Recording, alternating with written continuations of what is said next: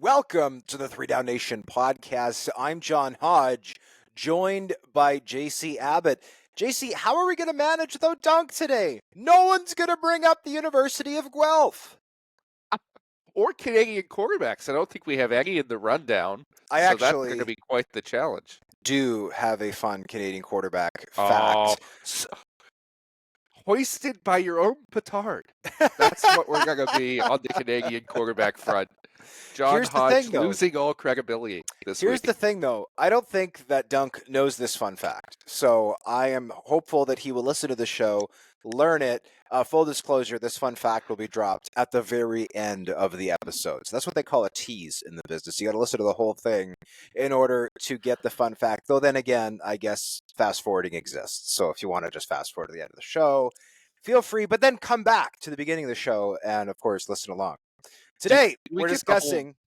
Go ahead, JC. Do we get the whole view if they fast forward? Like, does it still count as a listen? Because in that case, just fast forward all the way through. Well, I don't know if podcast credential... Like, I don't think the analytics really determine how much a play is. I think it's just downloads. So I don't think anybody knows how many people truly listen to podcasts. But also, they don't really know how many people listen to the radio or watch television. They're all just kind of guessing. Whatever. Yeah. I'm not an expert on these fields, but when I talk to radio people, I have routinely been shocked as to how little they actually know about how or who anybody is listening to. It's wow. Today, we're discussing Kenny Lawler and Robbie Smith cashing in CFL free agency. A member of the Saskatchewan Roughriders suing Netflix. Eugene Lewis firing back at Edmonton Elks general manager Ed Hervey. Lucky Whitehead announcing his retirement. And Demerio Houston denying his domestic violence allegations. But first, on Monday, 3DownNation published its first 2025 CFL Power Rankings, with the Saskatchewan Roughriders taking the top spot, followed by Montreal, Ottawa, Winnipeg, Edmonton, Toronto, Hamilton, BC, and Calgary at the bottom. What stood out most to you, JC? And did our voters get it right?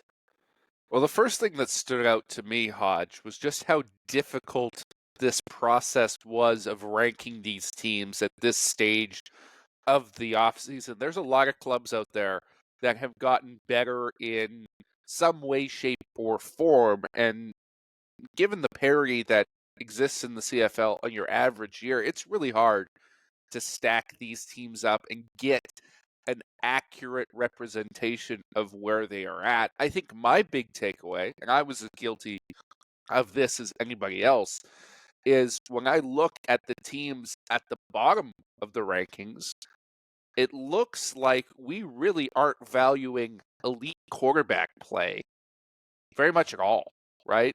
When you look at teams like Calgary with Vernon Adams Jr., BC with Nathan Rourke, if he returns to form, Bo Levi Mitchell and what he did last year at Hamilton, and even Toronto there with Chad Kelly and what we all know he's capable of, they're all at the bottom of the rankings. And when you've got top 3, top 4 type quarterbacks in this league, that should automatically catapult you up regardless of what the rest of your roster looks like. So I think there's a distinct possibility we could be undervaluing some of those teams because we're looking at the other moves and the other pieces and we're going, well, I don't know if this is enough here or that's enough there. An elite quarterback can solve a lot of problems if they stay healthy and they perform up to their potential. I think all of these teams have the ability to have a guy elevate them this season. I agree that off-season power rankings are super hard. I did my rankings pretty quickly. And by the way that we do this is we've got 12 contributors across 3DownNation. The two of us are 2 of those 12 who independently rank the 9 teams, and then they are averaged out to create a 1 through 9 list. And as I'm looking at the grades here, I'm privy to all of the grades. Toronto has as low as 8 and as high as 1 when you look across the list. So there's a lot of differentiation here. The Alouettes are listed as high as 1 in some places, as low as 4 in other places.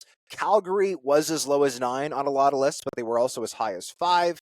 Edmonton was as low as 8 and as high as 2. Saskatchewan was as high as 1, as low as 5. Winnipeg was as high as 3, as low as 7. And the point I'm trying to illustrate is in season, right? Typically, there's a lot of agreement across the board. Maybe this team gets a bunch of 9-place votes with a couple of 8s, maybe 1-7, or this team is 1 across the board, or this team is like a combination of 3s and 4s.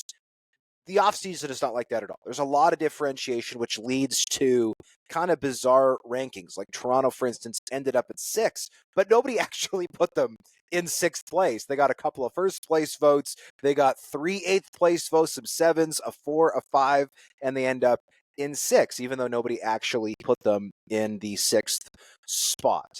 To me, I think that the Saskatchewan Roughriders do deserve to be number 1. I had them number 1 on my list, and my reasoning for that is I think they solidified the middle of the offensive line. We'll talk about that a little bit more later in the show. I think defensively, they got even better. I do think that they had to upgrade that field side corner spot. That was a big problem for them, especially in the West Final. They've certainly done that with Tavon Campbell. And if Tavon Campbell ends up playing the boundary side, well, they can kick other guys over to field side. That's not going to be a problem.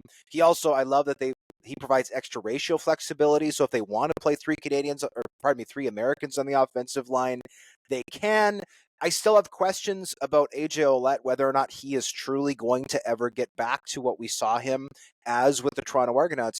But the depth, when you look at guys like Kalen Laybourne, when you look at guys who they've brought in Saskatchewan, or even Reichwell Armstead, who of course had a couple of fantastic outings for Saskatchewan after joining that team mid-season, I think that they're going to be just fine in the backfield in Riderville.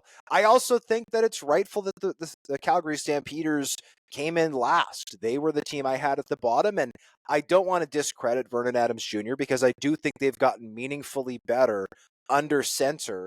That being said, I'm not convinced that going from Mark and Michelle to Dominic Rhymes is a massive, massive upgrade at wideout. And I also am not convinced that they've gotten a lot better in the secondary. I love the addition of Damon Webb, but they've also, in the meantime, not brought back Trey Roberson, who I thought started poorly last year, but finished strong.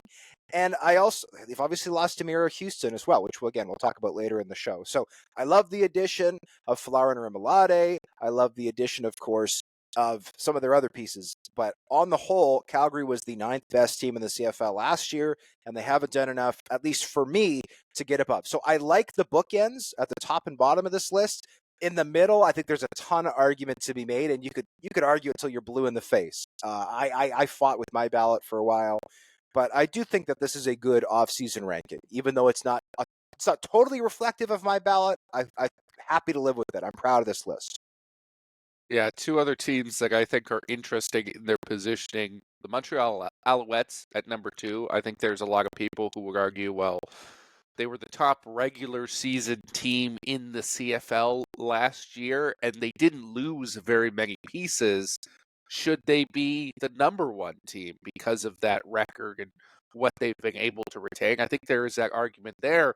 But again, it's a different quarterback. And as much as we like Davis Alexander, and we believe in that move to go younger at that position and bet on the potential, we really don't know what he's going to look like for a full season. And it feels a little bit awkward betting on a team to have that degree of success with essentially a completely unproven quarterback. And then the other spot that I look at is the Winnipeg Blue Bombers at number 4. And I know we're going to get into their roster specifically a little bit later in the show, but I think it bears just pointing out they've lost a lot of pieces. And I think there's a lot of reputational voting happening here to put them in that number 4 spot because they've proven us to be wrong time and time again by getting back to the Grey Cup game every time that we've thought there was going to be a fall off of some sort. But from a pure talent perspective, if you're comparing the rosters apples to apples, a team like Edmonton, with all they've added through free agency, is miles ahead of where the Winnipeg Blue Bombers are on their roster right now. Does that necessarily translate to wins when that group hasn't gelled together? I'm not sure, but it's certainly an interesting question having the Bombers so high at this stage when we know the pieces they've lost. The Montreal Alouettes were fourth on my ballot. I do think that having them at 2 is a little bit high for me. And my reasoning for that is I think people have largely forgotten that this team won 2 of its last 8 games. And it is true that some of those games at the very end of the regular season were meaningless. But one of those games, they went to Vancouver and got absolutely pasted with mostly their starters playing by a score of 27-3. And then they lost at home to Winnipeg the last game of the season. Granted, they were the victims of a weather circumstance that still baffles the mind. And they did play a number of backups in that game. But still, they obviously lost the East Final to the Toronto Argonauts at home. They lost against Toronto at BMO Field in Toronto in Week 17. That was still a meaningful game. They also tied at Calgary. That was a meaningful game. They got beaten by 14 points by the BC Lions at home in Week 14. Like the Alouettes were a brilliant team for the first half to 2/3 of the season, and the wheels kind of came off. And it's not a huge shock. I don't think that they lost the East Final for that reason. And I don't want to look at the Montreal Alouettes as the team that started the year incredibly strong and was 9-1 essentially at the midway point of the season. I think you have to take the whole thing into account, and they weren't very good the last couple months of the season. And I think you make an astute point, JC, about Davis Alexander. As much as there were some people in that building who wanted Davis Alexander to be the starter late in the year and into the playoffs, he's only started a small handful of games. And when you look at some of the quarterbacks around this league, if Nathan Rourke gets back to his 2022 form, if you have guys like Zach Collaros potentially refining their form, Trevor Harris stays hot, VA is healthy, playing at an MOP level. If Chad Kelly gets back to full health, he starts playing back at an MOP level. Bo Levi Mitchell continues playing at an MOP level. Like at some point, you got to look at the starting quarterbacks and go, okay, before Davis Alexander, I'm not saying he won't show us great things, but until he shows us some great things, is he not the 9th best starting quarterback in the CFL? I don't know. I think he has great potential, but he started 5 games. That is far fewer than anybody else in the CFL. Even Trey Ford, who's got over double that amount, I think close to 50, maybe even 20 starts under his belt. So to me, that is a question mark. The team that I had number 2 on my ballot was the Ottawa Redblacks. And my reasoning for that was this team, I think, has always been good up front defensively. I think the linebacking core has always been good. I think the secondary was a big issue for them last year. And I think coaching defensively, they got let down, especially in the playoffs. I think William Fields is a super strong addition to improve that defense from a coaching standpoint, from a scheme standpoint. He's a Grey Cup winning defensive coordinator for a reason. I also think Rick Campbell is going to boost those special teams at least a little bit. And offensively, this team was one of the best in the CFL last year, and they've now added a top receiver in Eugene Lewis to that group. Hopefully they'll have Khalil Pimpleton healthy for a full season. And then you put in William Stanback. Like this offense, I think, is loaded. I think the defense is better personnel-wise in the secondary. I think off the field they're better.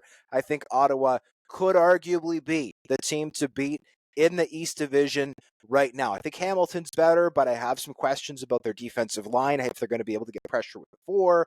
The Toronto Argonauts, who the heck even knows? Those guys are going to need those stickers on their helmets. You know, when training camp opens and they put the stickers on the helmets saying which name everybody is, because half of their team is new guys. I also don't want to write Toronto off. I think 6 is a little bit low for the defending Grey Cup champions, but let's not forget, this team did win 6 fewer regular season games from 2023 to 2024.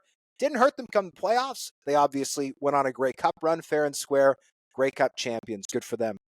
But I think it's really hard to look at that roster right now and go, oh yeah, this is just as good as they were a year ago. I don't. They've gone from having the best defensive line in the CFL to kind of having a group of cast-offs from Saskatchewan, who the Riders apparently didn't want anymore. Jeremy O'Day said it himself. We didn't lose anybody we offered. Well, they lost Brian Cox Jr., right? And they lost Anthony Lanier. Apparently, the Riders did not offer those guys, and that's why they're in Toronto on cheap deals that the team could afford. And they, after losing, Jake Seresna, Robbie Smith, all of these different playmakers who I think were the biggest factor in Toronto's Grey Cup victory. Last thing I'll say on this particular topic before we move on is just a message to all the angry fans on social media who read this article and provided their commentary and criticism of our rankings. I'd just like to say, yes, you are correct. We do hate your team specifically and always have. I this past season went on a trip. As everyone, I've said this on the podcast many times. My wife was born and raised in Toronto, like true Toronto. So we visit. I visited Toronto once or twice a year, every year for the past almost 15 years, with the exception, of course, of year one of the pandemic. And after the Argonauts game, I went specifically to overlap with an Argonauts game. They hosted the Calgary Stampeders, won that game. I did the post-game show with Ben Grant on his podcast, X's and Argos, and so many people reached out to him to be like, wow, I'm so glad that John Hodge has really turned a leaf and he doesn't seem to hate the Argonauts anymore. This is so amazing. And I'm like, I can't even begin to tell you how hating the Toronto Argonauts has never even once crossed my mind. I'm happy to go on Ben's show because Ben is a friend and he's a great contributor to 3DownNation and he's an awesome guy and he does a great podcast. So of course I'm happy to go on. But anyways, yeah. But I like how you said it, JC. Yeah, we hate all 9 teams. That is it. But whichever team you cheer for, we hate the most. That is how we do things here. Absolutely.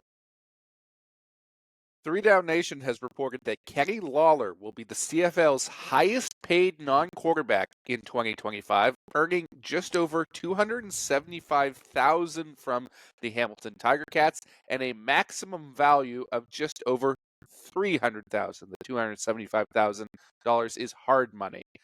Robbie Smith, meanwhile, will be the league's highest paid defensive player in Edmonton, making $270,000 in hard money, plus another $6,000 in incentives.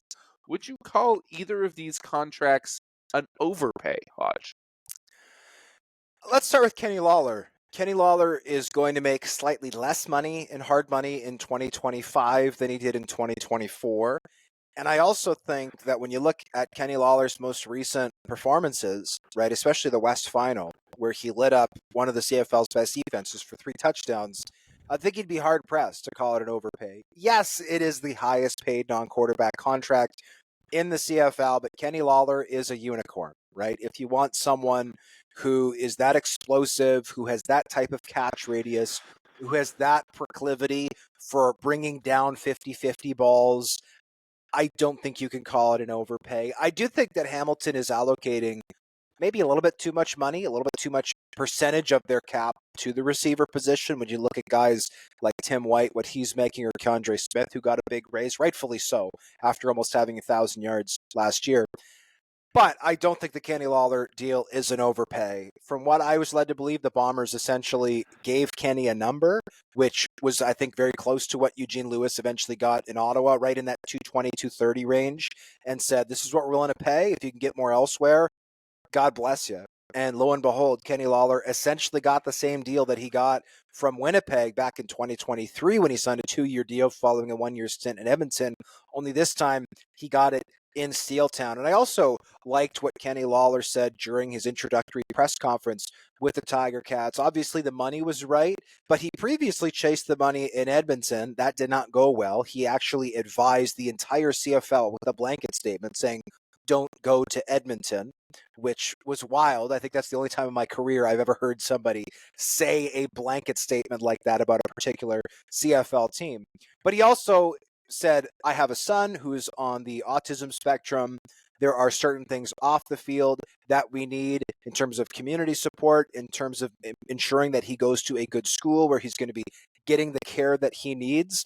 And clearly the Hamilton Tiger Cats have done that. By the way, if people remember, the team that scored number 1 on the CFLPA report card was the Hamilton Tiger Cats. No, they did not do a ton of winning last year, missing the playoffs for the first time since 2017, but they have done a good job consistently of taking care of their players off the field. I wonder if that was a factor potentially in Kenny Lawler saying, hey, I'm used to things in Winnipeg where, yes, the players are taken care of well, but apparently players in Hamilton are taken care of even better. So why would I not want to go there and play for the Tiger Cats, where I know that my family is going to be well received and well taken care of? That was good.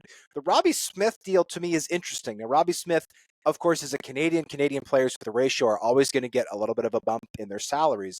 That being said, this is a guy who has never before had more than 6 sacks in a season, right? That is interesting. He's also not like the most explosive athlete out there. 6'1", 245, not super long.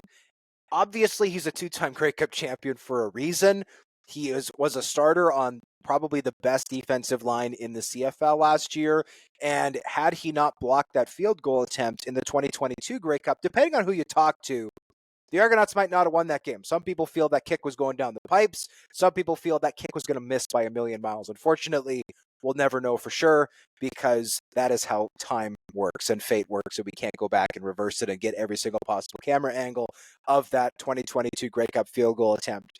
That being said, as Milt Stegall says every year in free agency, you're worth what a team is willing to pay you. And the Edmonton Elks were happy to spend like drunken sailors at the defensive line position, not only bringing over Robbie Smith, but Jared Brinkman and Jake Cereza from Toronto as well. They've since brought in Brandon Barlow, which we're going to talk about a little bit later in the show. So good for Robbie Smith. I don't know if I'd call it an overpay. We know that Ed Hervey last year in Hamilton tried to make Brady Oliveira the highest paid running back, certainly in the CFL, and arguably the highest paid non-quarterback, because simply he wanted to get Canadian starters. He didn't feel he had enough Canadian talent on that roster. Robbie Smith is a Canadian starter. He's obviously a ratio breaker, defensive end, a position that not a lot of Canadians start at. So I don't want to call it an overpay, but between these two deals, I would say that the Smith deal is more of an overpay than the Lawler deal is, if either of them is an overpay. I'm going to start my commentary by saying I don't begrudge anybody for getting their bag, right? Football is a short-term sport. You don't have a lot of opportunities to receive the big contract. More power to these two gentlemen for getting theirs.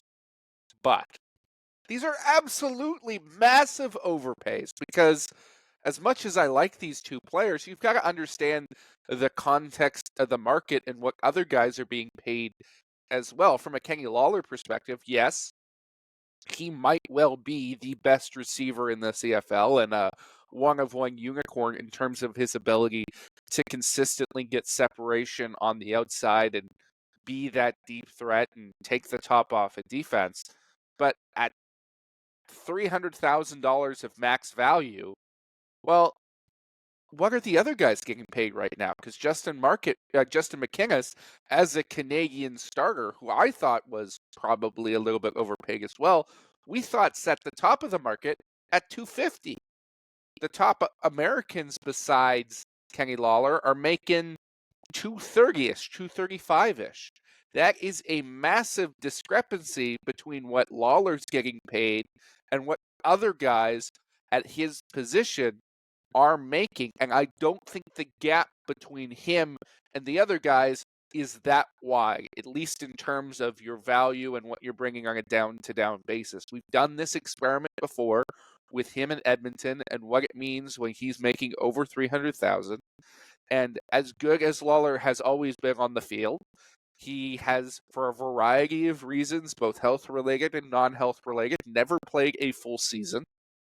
And one man cannot necessarily, particularly at the receiver position, elevate you over the top. Now, the Ticats have a great unit overall, but I think they are overpaying here to add one piece when they've got gaping holes elsewhere on the roster. As for Robbie Smith, I think he hit the nail on the head, right? Great player, ratio-breaking Canadian, but 6 sacks in back-to-back years? He's really solid. I'd want him as a starter on my team, but I'm not sure I would pay him to be the highest paid defensive player in the league. He doesn't have the same down-to-down destructive impact as other guys. I would argue he's the third best defensive lineman from Toronto that the Elks signed this year. right behind Jake Serezna and Jared Brinkman.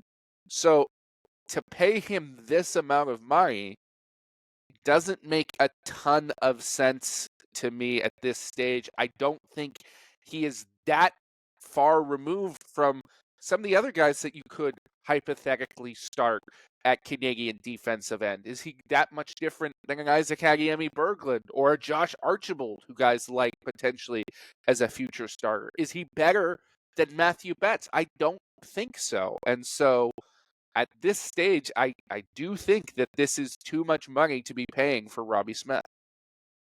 We'll see what Matthew Betts does, obviously back in the CFL in 2025. He did come back to the CFL midseason in 2024, but as is often the case with guys coming back from the NFL midseason, he wasn't very productive, right? His body was different. He was focused on other things. Going into, obviously, the NFL season, making the transition back to the CFL is not something that's easy to do in the middle of a year, especially when the team is already halfway through the schedule, looking to make a push to the CFL playoffs. So I do think that Matthew Betts will get back to very good things in 2025. And you're right, JC. I do think that Matthew Betts is a better player than Robbie Smith. And when I think of the truly elite disruptive defensive players in the CFL, I think of Jake Serezda, I think of Wynton McManus, I think of Matthew Betts, I think of Willie Jefferson, I think of Roland Milligan Jr., I don't super think of Robbie Smith. Very good players. So, again, that's why I tend to agree with you. This might be a bit of an overpay. But I also think that these two teams have something in common, and that is the fact that they were both non-playoff teams in 2024, and they are signing players away from teams who had really good things going. Like Kenny Lawler liked playing in Winnipeg, got to 4 Grey Cups with that team, winning 2. And then Robbie Smith, who's from Brampton, which is right there if you're in Toronto, like he essentially is from the GTA, has won 2 Grey Cups with his hometown team, right? And played at Wilfrid Laurier, which is obviously a little bit down the road west, but still, like this is a guy with a great home base who got paid good money in Toronto and was winning championships. Kenny Lawler was in Winnipeg, made really good money, was winning championships, or at least going to the Grey Cup every year, making that playoff money that every CFL player wants to make. So when you're trying to lure guys from good situations, you always have to pay more, especially when you're a non-playoff team. I think that's why these deals got to the level that they're at. Obviously, the goal for Ed Hervey and for Ted Gavaya, the general managers of these two respective teams, the goal is not to do this every year. The goal is to do this now, kickstart what I guess you could term a rebuild. I know Ted Gavai is on the record saying he does not consider what he's doing in Hamilton to be a rebuild, but kickstart this reload, if you want to call it that, and say, okay, where can we get now in 2025? Because we need a little bit of an influx of talent, obviously, if we're looking to get to the playoffs again in 2025 after missing out last year. And I will say that the nice thing about both of these players is, health allowing, if they're all on the field, I think it's unlikely that either of these guys is going to be a true bust, right? Sometimes we don't know how a player is necessarily going to fit in with a new team, but I think Lawler's going to be very productive with all the talent in that Ticats receiving core, and Robbie Smith is essentially going to do exactly what he did last year, because the rest of the defensive line is just his teammates from the last 2 years, because they've also signed Brandon Barlow now, who played with him in 2023, to be the other defensive end. So it's all Argonauts up front for Edmonton, a very familiar situation for him. I don't think it's likely that either of these two guys flame out and make fans really question these contracts, but it's still an awful lot of money, and I think a little bit more than you wanted to spend on these two guys. Would it be Edmonton Elkonauts? That's a good question. I think that's probably the best way to combine them. Typically, you want a 50-50 split, but you can't really do that when one is 4 letters and the other is not. I'm thinking Elkonauts. The Elgos? Elgos. That just makes me think of Egos, and now I'm getting hungry. So thank you very much, JC. Star receiver Eugene Lewis, who is now a member of the Ottawa Redblacks, recently fired back at Edmonton Elks GM Ed Hervey on 620 CKRM, saying he felt degraded that Hervey never reached out to speak with him prior to free agency getting underway. Lewis called himself a CFL superstar and said that Edmonton's decision not to talk to him before free agency was, quote, not smart, close quote. JC, are you on Hervey's side or Lewis's side? I'm going to split the difference a little bit here because I do agree that Ed Hervey should have done Eugene Lewis, a veteran, the courtesy of picking up the phone or having somebody in his staff pick up the phone, call him, and let him into the loop of what they were planning to do privately so he wasn't necessarily feeling so disrespected. This is a relationship league, and even if there is no ill intent in your action, if somebody gets upset, somebody feels disrespected or degraded, as Eugene Lewis so clearly does, that has the potential to harm your team down the line. With that said, I don't necessarily think that Eugene Lewis was entitled to everything that he thinks he was entitled to. And in Hervey's defense, well, he did tell Lewis publicly what he was going to do, and then he backed that up by doing exactly what he said he was going to do. He said, I'm not paying him $300,000. I don't really know the guy. We've never talked, but I'll let him hit the open market so he can see what he's worth. And then if he wants to come back, he can, but I'm not paying him anywhere close to $300,000. That's exactly what Ed Hervey did. He just let him hit the market, and he wasn't going to pay any receiver anywhere close to that money. So in terms of Hervey being truthful, I mean, he was 100% a man of his word in this situation, whether Lewis likes it or not. I think that Ed Hervey erred here a little bit. And that's not to say that he should have re-signed Eugene Lewis or paid him all the money in the world. The thing that I think he got wrong is what you laid out, JC. He needed to communicate better. And to prepare for this today, I went back and read Justin Dunk's article about Ed Hervey's amazing rant, where he reiterated about 17 times that he was not going to pay Eugene Lewis over $300,000. This is a quote from Ed Hervey. Am I best to insult a player who's used to making a certain amount of money by putting out what I have allocated for that position? Or am I best served to allow the market to dictate so he can get a sense of what his value is to the rest of the league? Then have the negotiation as far as talking dollars, because at least the numbers that I could be speaking with them about are relatively close to the rest of the market, if in fact the market is something that I want to participate in, close quote. He also readily admitted that he doesn't know Eugene Lewis, and essentially what Ed laid out is, rather than saying to Eugene, hey, I'm only willing to pay you $220, come back to me if you want your $220 to stay at Edmonton, what he said was, well, I'm not going to bother wasting his time. I'm just going to let him go and discover, oh, is there a market for me at $280, at $260, at $240, at $220, whatever, and then he can come back and talk to Ed about that later on. I think if you're Ed Hervey, the better thing to do is just say, hey, as you said, JC. Now, I do think it can be a bit of a faux pas for GMs to reach out directly to players, right? Typically, they go through the agent. That being said, Eugene Lewis kind of sort of represents himself. It's a bit of an odd situation with him and his agent. I don't know if odd is the best word. Not per the norm, I think would be the best way to say it. He kind of represents himself. So regardless, I think Ed would have been smart here to just make that initial phone call and say, hey, we're going to let you go to the market and figure out, in that window, what you could potentially get, what you might be worth. And if we can come to an agreement, we'd love to have you back at Edmonton because we think you're a great player, but we want to be, upfront and honest and say, we don't necessarily see receiver as a position where we want to allocate a ton of dollars. And if you do that, and you compliment Eugene Lewis a little bit, we all know that players love to be complimented, especially receivers. I think that you save yourself some potential headaches, right? The other thing that I thought was interesting is he admitted this, and Eugene Lewis reiterated this when he did the radio interview, saying, yeah, I don't know Ed Hervey. They've never met.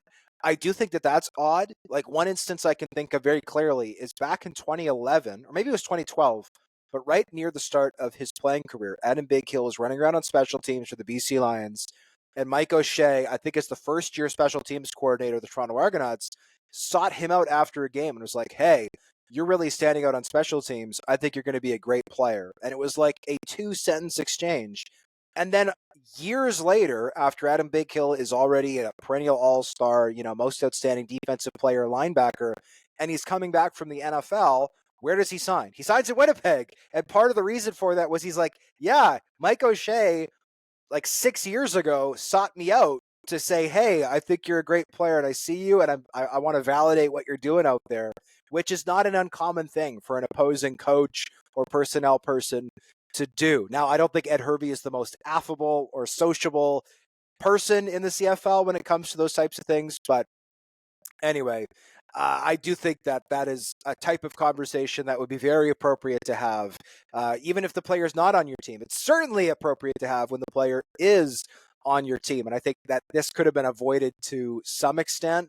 That being said, I mean, the 223 and hard money that Eugene Lewis is set to make, I think, is appropriate value. It's obviously not nearly as much as Kenny Lawler got, but Eugene Lewis is a little bit older and is coming off, I mean, I don't want to say a down year because Kenny Lawler's numbers were down a little bit last year, but we all know that Edmonton's offense was quite run heavy in 2024, so that might have attributed to some of Eugene Lewis's drawback. I think the Red Blacks got a good deal. I'll put it that way on Eugene Lewis. I think Eugene Lewis is a $225,000 receiver, and that's a good fit. But regardless, I think that both sides aired here a little bit. I do think that some, like Eugene Lewis called himself a superstar and then compared himself to Jamar Chase at one point. I thought that was a little bit hyperbolic.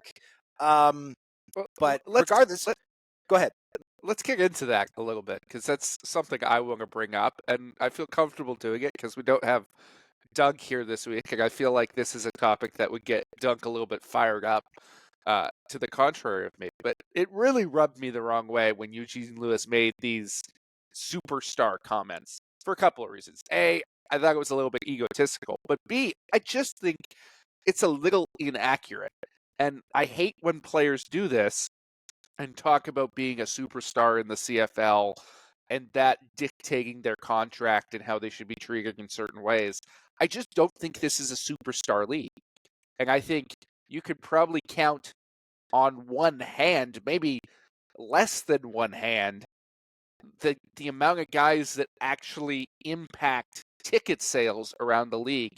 To me, that's what a superstar means. Somebody is paying to come and see. And I just don't think there are that many situations in the CFL like that. I don't think Eugene Lewis is one of them. Frankly, I don't even think there's really that many superstars per se in pro football in general. I don't even think the NFL very much is a league like that. There are exceptions when it comes to certain quarterbacks and a few other guys. But for the most part, football is not a superstar sport in that way. People don't necessarily shell out their money to come see a specific player in the same way they might for hockey or especially basketball. It's just not a comparable in my mind. I wonder what you think about that, Hodge, and whether you think this superstar discourse sometimes gets blown out of proportion or loses touch with reality. Well, Jamar Chase had 1,700 yards and 17 touchdowns in 17 games last year. So the CFL equivalent to those numbers is 800 yards and 18 touchdowns.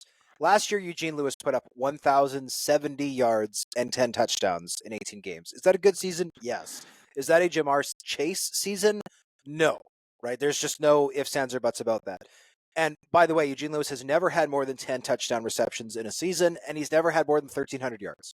So I don't think that it's an appropriate comparison. And I do think it was a little egotistical of him to compare himself to Jamar Chase. That being said, guess what? Receivers are egotistical. They're divas. They're prima donnas. This is what receivers do. There are exceptions, but as a rule, right, if you're looking for the biggest diva on the team, 9 times out of 10, you are going to the receiver corner and finding the biggest star receiver to talk to. And the only exception is when the team has a cornerback, right? Which is essentially the receiver of the defense. So I'm not surprised that Geno Lewis is walking around thinking of himself as the Jamar Chase of the CFL. And if anything, good for Geno. Why? Because as a receiver, I do think that's a healthy mentality to have, saying, hey, I'm matching up one-on-one against this guy on this particular play. I know that I am the number one option in this route tree, and I am going to get that football whether it kills me or I have to kill this guy to bring it down. And that mentality has obviously served Eugene Lewis well. He's been an all-CFL selection 3 of the last 4 seasons. He's a very good receiver. There's no ifs, ands, or buts about that. But do I think he was a little bit egotistical? Yeah, fair enough. And as for the ticket thing, JC, I will agree. I think the vast majority of fans buy tickets because of the logo on the helmet, not the name on the back of the jersey. There are exceptions to that. I think Trey Ford has meaningfully moved the needle in Edmonton. I think there are particular players who move the needle in other markets. Speaking to Winnipeg, for instance, I think the fact that Brady Oliveira and Nick Dembski being local is not lost on some fans. That being said, if Brady Oliveira was from Texas and Nick Dembski was from Oklahoma, I still think that Princess Auto Stadium would be very full because this team has gone to 5 straight Grey Cups, and they've done a great job of making it a great party atmosphere. There's lots of people who go to Bomber games who don't particularly care about football. They go because it is a fun experience, not because they want to sit and watch a 3-hour game. So, yeah, I don't think that Eugene Lewis being at Edmonton means they're suddenly going to be selling the thing out. Commonwealth Stadium has been a cavernous wasteland for the last 2 years. Well, he's no longer in Edmonton. Well, I'm just saying that he was there for the last 2 years and the stadium was empty. So if the logic is, well, I'm going to bring in tens of thousands of people, which to be very clear is not what Eugene Lewis said at all. But if that is the way in which somebody interpreted it, no, I think the results there speak for themselves. But either way, again, I think Ed Hervey could have managed this a little better. I think Eugene Lewis could have handled this a little bit better. And had they communicated more effectively, this doesn't become a big media story. That said, I'm happy it did because it's giving us something to talk about in January and February. And it's ultimately, therefore, good for the CFL because we need things to talk about during the offseason and keep fans engaged. Hodge, you reported the earnings for all of Winnipeg's free agent additions and drew up a depth chart for how the Blue Bombers could look coming into training camp. Do you think this roster is better than it was 1 year ago? I'm not going to get into the nitty-gritty of the depth chart. I encourage you to just look at it on 3DownNation.com to do that. To answer your question, JC, the answer is no. I don't think Winnipeg is better than it was a year ago. I think it's actually worse. That being said, after going through, I think there's been a lot of hand-wringing about the Bombers, like, oh my gosh, they've lost Liam Dobson, they've lost, all of these guys, Kenny Lawler, they've lost, blah, blah, blah. I don't think that there's any reason to be pressing the panic button, and here's why. When you look at the receiving core, I mean, Dylan Mitchell at $150,000, that's a savings of almost $150,000 from what Kenny Lawler's making last year. I think there's optimism that he could be essentially a Kenny Lawler-like player. Dylan Mitchell's contract, by the way, has an incentive clause for reaching 2,000 receiving yards this season, worth $8,000.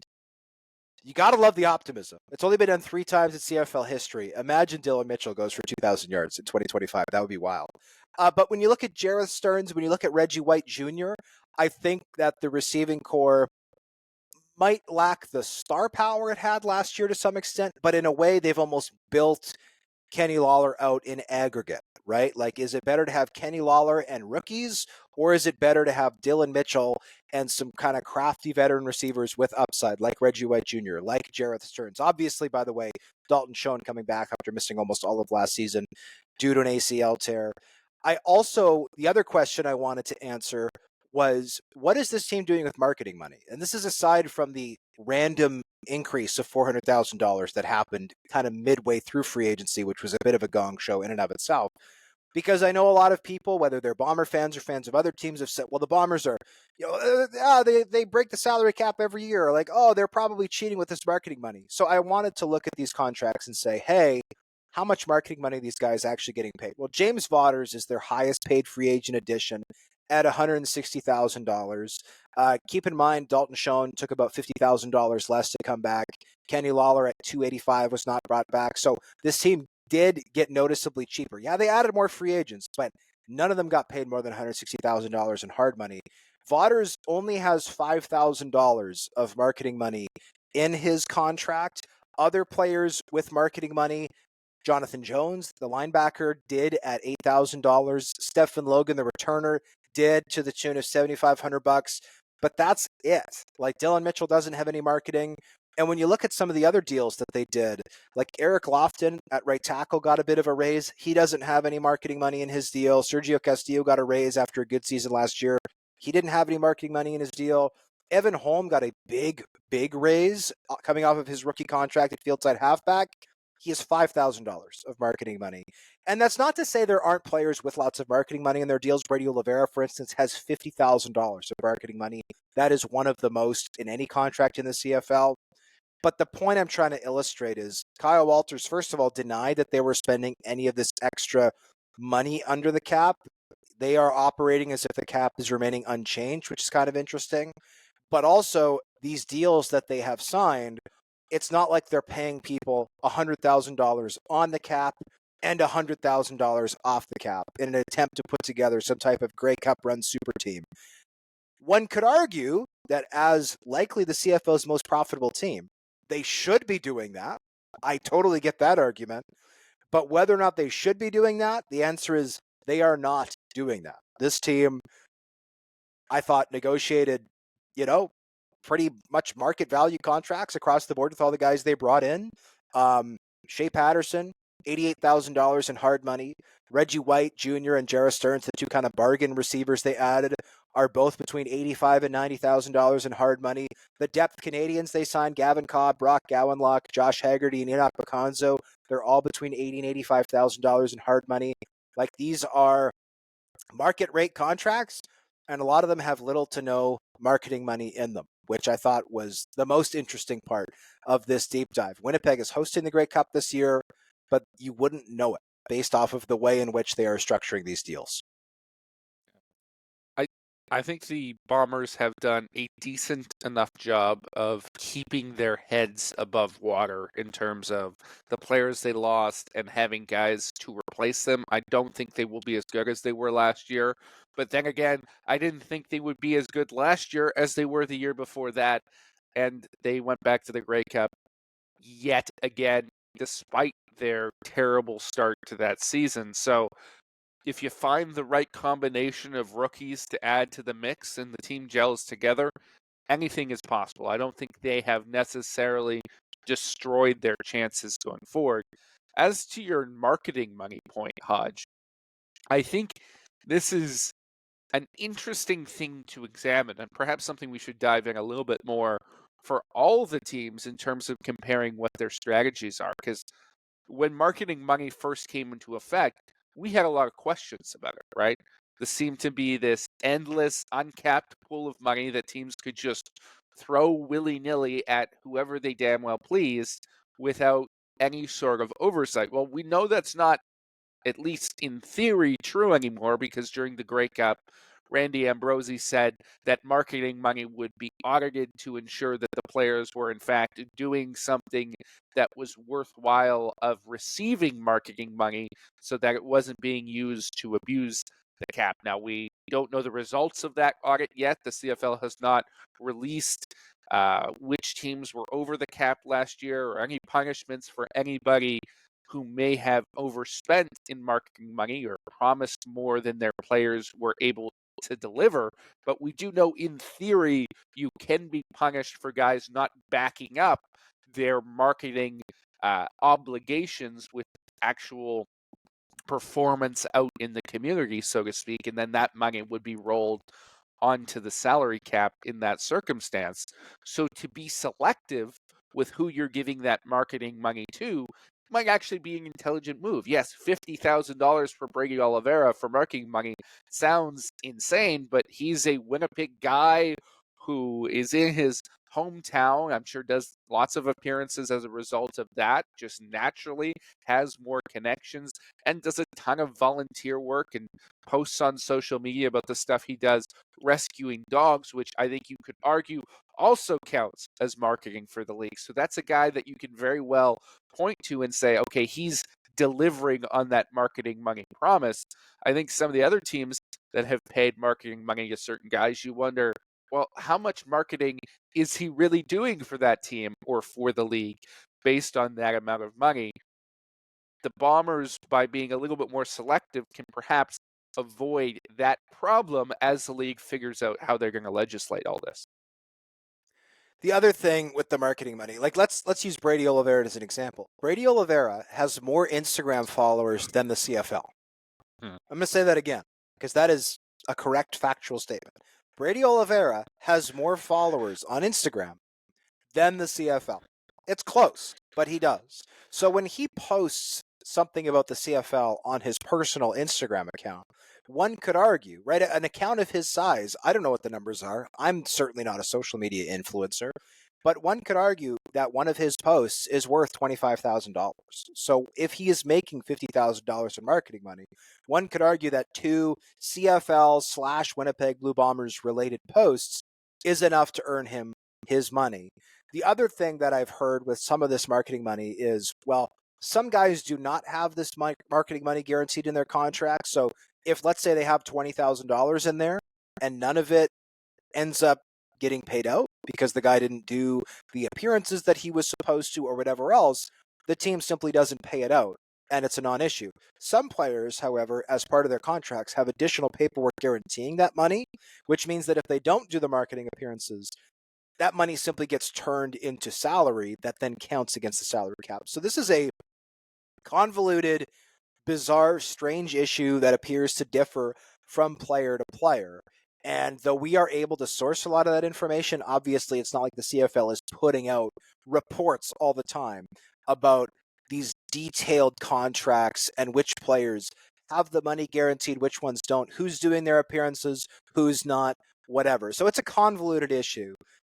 At the end of the day, the question I most wanted to answer was, how much are these guys getting paid? How is it structured and how do they fit into the roster? And I think I succeeded in all three facets of that. So I'm happy with how the article turned out. I have also, and by the way, touching on one last issue, the one area where I do think the Bombers will suffer in 2025, because I'm not convinced on the whole that they are not as good of a, I certainly don't think they're better, but on the whole, I'm not convinced their roster is not as good as last year. I think it's a little bit of a downgrade, but not much of one. The one area I do think they are meaningfully going to struggle with in 2025 relative to 2024 is with their ratio flexibility. Like, this team last year generally started 8 Canadians. That's one more than the minimum of 7. They also started as many as 10 some games. And it's easy to do that when you've got a Canadian running back, a position where almost no Canadians play, and he's the best one in the CFL, right, in Brady Oliveira.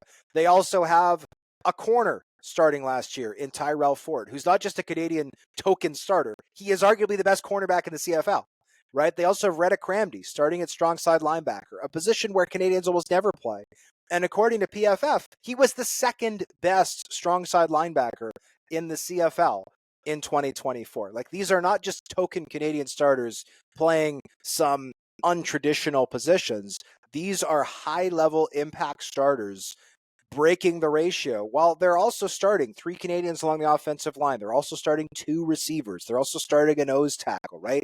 They're doing a lot of the traditional positions on top of these non-traditional ones. Well, obviously, following the departure of Tyrell Ford, they no longer have a high-level Canadian corner who's going to be starting there. This team also might not be able to start 3 Canadian offensive linemen following the departure of Liam Dobson. So when you look at the depth chart I've made for them now, there's 7 Canadian starters. I think all 7 are good starters, but it's not like they've got an easy 8 or 9 to throw out anymore. They do have what will likely end up being 4 draft picks in the top 26 for a good 2025 class. That will help flesh things out a little bit. But I do think that the team's Canadian talent is not going to be as strong as it was a year ago. And that was kind of, I think, I mean, I think it was bound to happen because it's simply impossible to keep that many high-level Canadians because they just get paid too much money, right? You're not going to be able to keep that type of roster together forever. But I, at the end of the day, do think it's a good roster still. The ratio flexibility is where they took the biggest hit. Saskatchewan Roughriders linebacker CJ Reavis is one of 6 players suing Netflix for $30 million over their series Last Chance U, claiming they were depicted in, quote, misleading, offensive, or highly objectionable, close quote, ways on the program, which affected their future prospects in professional football. 3 of the other plaintiffs have also had CFL stints, including defensive lineman Tim Bonner and Ronald Ollie, and quarterback-turned-receiver John Franklin III. What do you make of the lawsuit? This is going to be a fascinating legal situation to watch play out because of a number of different reasons, and also because of the profile of this show. I don't know if you've watched Last Chance U, Hodge. I certainly did when it first came out, and I always found myself coming away a little bit uncomfortable with the whole thing. Both the way the players and the situations were portrayed, some of the coaching I didn't think was entirely appropriate either, but it was definitely exploitative in nature, finding entertainment in the situations of these young men who, in some cases, had come from some really difficult circumstances. Now, there is another element to this lawsuit in terms of what they are claiming. Yes, they're claiming that they were depicted poorly, particularly in the case of a guy like Ronald Ollie, who was one of the faces of that initial first season and was sort of portrayed as lazy and not entirely motivated. He claims that hurt him going forward. I can certainly see how that could have been the case. But the other thing is that they weren't compensated in any way for the success of this show. They, in essence, were the product. They were packaged up, but they didn't receive anything in return. And based on how successful that program was, and the era we're in now from a legal standpoint in amateur athletics with NIL and players finally being compensated for their name, image, and likeness, I wonder if judges are going to be a little bit more willing to consider the fact that the contracts these guys might have signed that didn't compensate them for essentially their name, image, and likeness was exploitative, and that they are due back pay for how successful this program was. It'll be interesting to see it play out, and it could have some wide-reaching impacts in terms of other guys who are on the show who have gone on to success in football or in life, or have struggled in football or life after the show, and other documentaries where we see people in these difficult situations get highlighted and not necessarily receive anything in return for us finding entertainment from their plight. It'll be very interesting, and I'm sure that this lawsuit is going to be followed very closely by dozens of other reality shows that are of this style, right? Where they are essentially asking people, hey, for free, will you be famous and allow cameras in your home, where we then have the creative power to depict or edit this in any way that we want.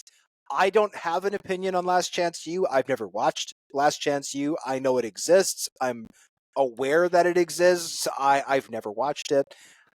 The first season took place at East Mississippi Community College, and correct me if I'm wrong, JC, but essentially the premise is these are guys who have either academic problems or personal problems that have prevented them from garnering scholarships at major college programs, and this is their last opportunity to get that. Is that accurate?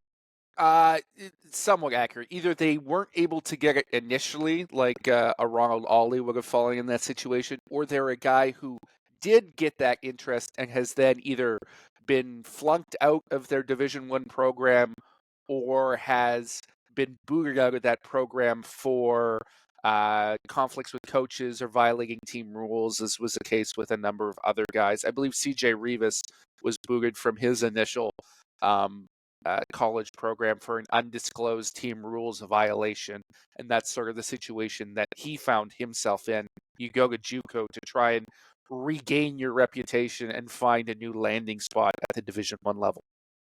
And by JUCO, you mean the junior college level, for those who might not Yes. know what JUCO means. The first 2 seasons of the show, it debuted in 2016, were set at East Mississippi Community College. Seasons 3 and 4 were set at Independence Community College, and season 5 was at Laney College. The show wrapped in 2020 after producing 38 episodes. So very interesting to see what happens with this. We'll have to wait and see if Netflix's lawyers, who wrote what I'm sure were very thorough initial waiver forms, got the money that they deserve, because if they didn't write those waivers well enough and they are now potentially going to be thrown out in court, yeah, Netflix could be paying out a lot of money to not just these people, but a lot of television networks could be paying out a lot of money to people in similar programming. It's now time for Hodge's Heritage Moment. On this day in 2010, Last Chance U alum Mike O'Shea, no, I'm just kidding. You never appeared on Last Chance U. Mike O'Shea was The worst reality TV program of all time would follow Mike O'Shea. It's just him fishing in North Bay again. Like, that's just the show. It's like, well, yesterday he fished, and today he's fishing again. They would do an interview, and he'd say, I don't understand why that's how you hear business. And then he wouldn't respond. Correct. And they'd sit in silence for an hour. And by the way, I don't even know if Mike O'Shea fishes. That's just speculation based on context cues. If I asked him if he fished, I don't think he would tell me. I know Mike O'Shea coaches football and watches hockey.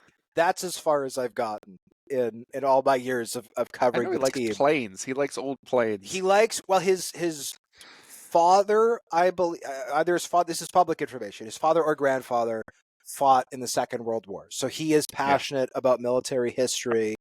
So that is something that we do know. I also have met his son, Michael O'Shea Jr., who played the last 2 seasons at the University of Manitoba. So, like, I've gotten to know his family, but, like, Mike O'Shea is just a big mystery still. Yep. My favorite Mike O'Shea moment, if we could do a quick aside, is just, I forget whether it was touchdown. No, it was he was arriving for the Grey Cup 2 years ago, and they got to the hangar in, was it Hamilton? Or no, it was in Regina, wherever it was. And the team playing there, we all go to interview these guys. And while the interviews are happening, Mike O'Shea is just wandering around in the back in his khaki shorts, looking at the planes in just complete dad mode. It was the most quintessential, like, middle-aged father thing I've ever seen a person do.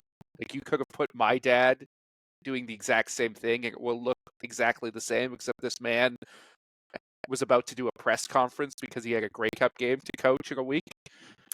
Yeah, I'd like to think that at some point he smacked some of the welding that was holding some of the sheet metal together and uttered the phrase, "That's not going anywhere."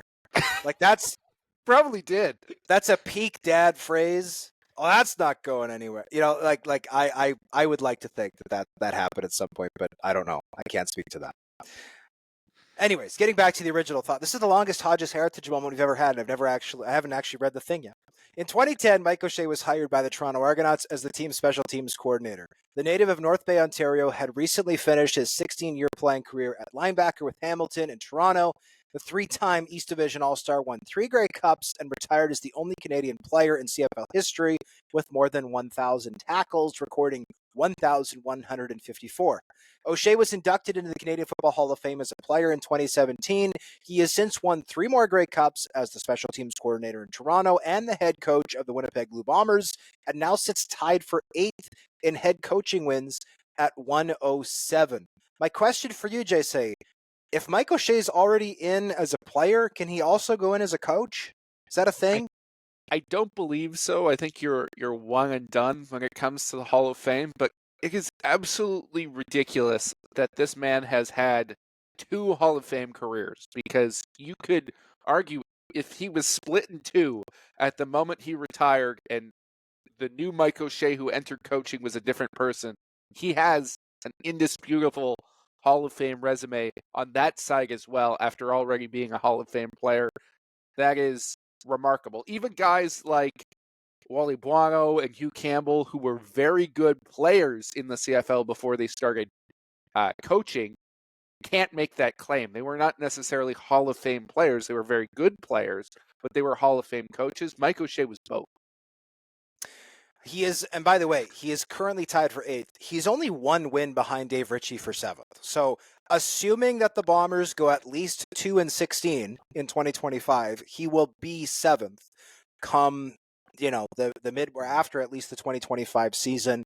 And you can't catch anybody else within the next year, but presumably if he continues coaching beyond 2025, he will be in a position to pass more people, and everybody ahead of him on that coaching list and many coaches behind him are already in the Hall of Fame. The only one who wasn't ahead of him, or the only one ahead of him who wasn't in the Hall of Fame was Ray Yawk, and he got in just last year. So the precedent is, yes, you're right, JC. He should be in as a coach in addition to being a player, which is pretty wild. Let's go to the 3-minute drill. Cody Fajardo took an over $200,000 pay cut to restructure his deal with the Edmonton Elks, 3DownNation reported. Is that a good deal for the Elks? I think it is. They're essentially paying 2 quarterbacks for just around $500,000. That's what most teams are playing for one elite quarterback. I think that works out really well for this organization. Whether Trey Ford has a ton of success or whether he stumbles, they'll be in a good spot. Demerio Houston has denied the domestic violence allegations against him. Do you ever think we'll see him back in the CFL? I think it's possible, but I think the legal process has to come to a conclusion. As you reported, JC, his next hearing isn't until March. So depending on how things go, like if the charges end up getting dropped, I think it's very much possible. If he gets convicted of something, then I'm more skeptical. Lucky Whitehead has retired from professional football. How will you remember the gregarious receiver and return specialist? Well, there were some great on-the-field moments, but I'm going to remember him for his time with the BC Lions, his stadium entrances. For those of you who were not familiar, go look him up on YouTube or Google them and scroll back through the BC Lions Twitter page. Every single game at BC Place, he would come into the stadium in an interesting manner. Either he'd be, riding a unicycle, or he would ride a horse across the field on one occasion. He had a cart full of watermelons one day against the Riders. Every week was unique. They got escalated in their performativeness, and it was the highlight of every game, sitting in the press box with my colleague JJ Adams before the Lions were set to kick off, and we'd be waiting for the Lions to post the video on Twitter just to see what Lucky Whitehead had done this week. That's why he was such a fan favorite, and I wish him the best in retirement.